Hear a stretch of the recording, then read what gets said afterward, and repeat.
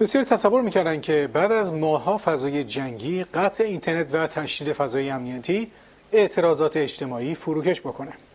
اما در روزهای اخیر ما بار دیگه شاهد تجمعات اعتراضی پرستاران، نانوایان، کسبه و بازنشستگان در شهرهای مختلف کشور بودیم. امروز دهم خرداد ماه 1405 روستای دهنو تجمع جمعیت مسئولی جاده به دلیل قطع آب توی یک ماه اخیر.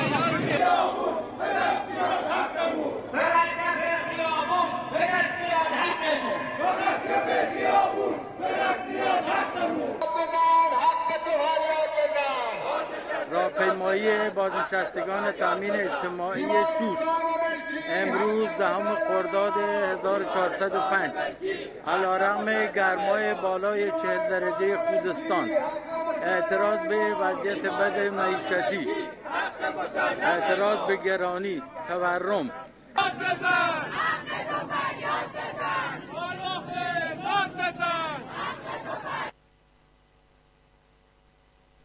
این تحولات چه معنایی داره و چرا اقشار مختلف جامعه با وجود همه فشارها همچنان برای طرح مطالبات خود به میدون میان؟ در هر رابطه دعوت کردیم از آقای حسن ظریف در استودیو. خیلی خوش اومدید. سلام خدمت شما و بینندگان گرامی برنامه، در خدمت هستم. آقای ظریف، در شاهد اعتراضات اقشار مختلف مردم در نقاط کشور بودیم. این اعتراضات از سوی چه گروه‌ها و اقشاری مطرح شده؟ اگه میشه یک گزارشی از این وضعیت به بیننده‌هامون بدیم.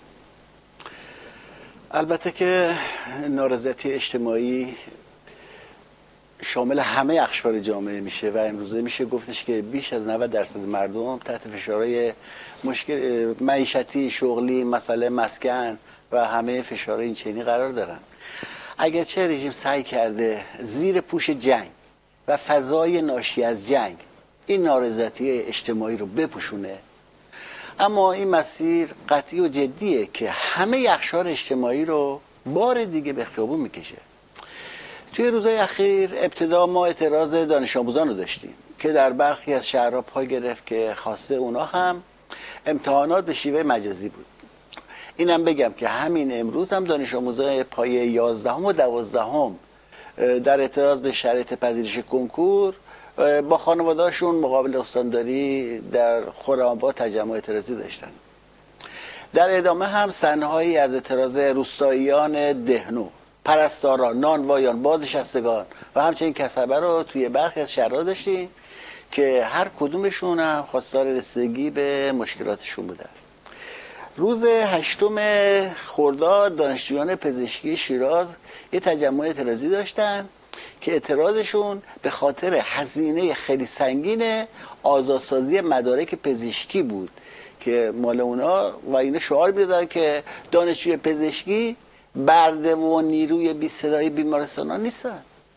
دولت هم حق نداره توی این شرایط تورم سنگین بیاد چنین هزینه های گزافی رو به اونها تحمیل کنه.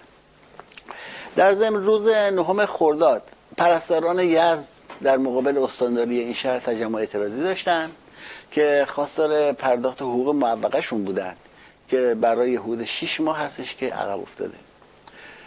نانوایان خراسان هم روز 9 خرداد در مقابل استانداری شهر تجمع اعتراضی برپا کردن که اونا هم به خاطر تورم، گرونی و قیمت آرد دولتی فشار زیادی بهشون وارد میشه و با این شرایط دیگه قادر به ادامه کارشون نیستن. به همین خاطر تجمع اعتراضی برگزار کردن.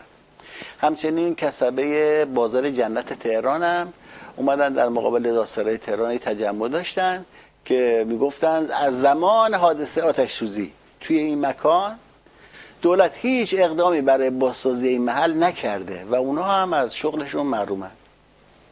همینطور روزای شنبه و یکشنبه 9 و 10 خرداد ما بار دیگه شاهد تجمع بازنشستگان شهر شوش بودیم که توی هوای بالای 45 درجه خوزستان اومده بودن به میدان و اعتراض میکردن و میگفتن که خیابون سنگر ماست. تا رسیدن به خواسته هامون ما از این مورد دست نمیکشیم و اعتراضات هم ادامه داره. همچنین روز گذشته اما شاهد اعتراض اهالی روستای دهنو شهرستان درود بودیم که اونا هم به دلیل قطعی 1 ماه آبشون با مشکلات زیادی روبرو بودن که با همین دلیل دست به تجمع اعتراضی زدن. در واقع میشه گفتش که اینها همه نوک کوه یخ نارضایتی‌های وسیع اجتماعیه که از طریق این اقشار ستم دیده میشه و به واقع عمق بحران موجودی که امروزه تو جامعه هست خیلی بیشتر از اون چیزاییه که توی آمارها و سخنرانی‌های رسمی توسط مسئولین این رژیم گفته میشه. بله. واقعیت اینه که هنوز فضای جنگی حاکمه و شرایط به حالت عادی برنگشته. با وجود این فضای امنیتی و محدودیت‌هایی که وجود داره و حتما که ما اینا تصاویر می‌بینیم، حتما نیروهای اطلاعاتی و انتظامی اطرافشون هستن و رژیم نگران این هستش که این حرکت‌ها گسترش پیدا کنه. با این وضعیت چه چشم‌اندازی پیش‌روی روی این حرکات هست و اقشار مختلف مردم برای دستیابی به مطالباتشون چه مسیر رو دنبال خواهند کرد به نظرتون؟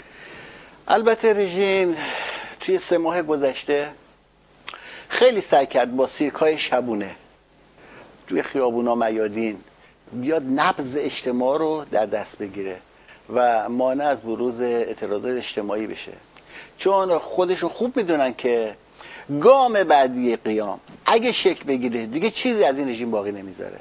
به خاطر همین ترس و وحشته که رژیم از پای گرفتن قیام میترسه و همزمان سعی میکنه که هم میزان اعدام‌ها رو بالا ببره و هم جو خفقان رو توی جامعه گسترش و نهادینه بکنه.